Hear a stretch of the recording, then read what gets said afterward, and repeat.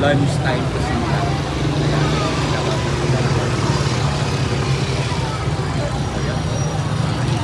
Nakaabang sa mga teachers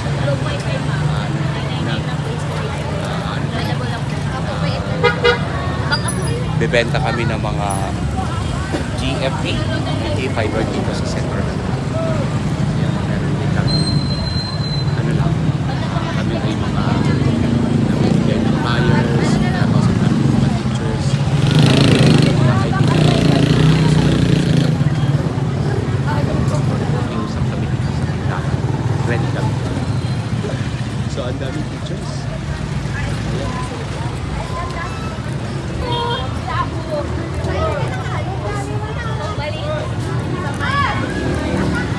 Nakadami na ba tayo? May mga follow-up na ba? Yung mga nandiyan sa loob ng kantin. Papasukin natin. Papasukin natin. Papayin na. Ang dami. Hanggang hapon daw yan. Hanggang alas 12 ng gabi.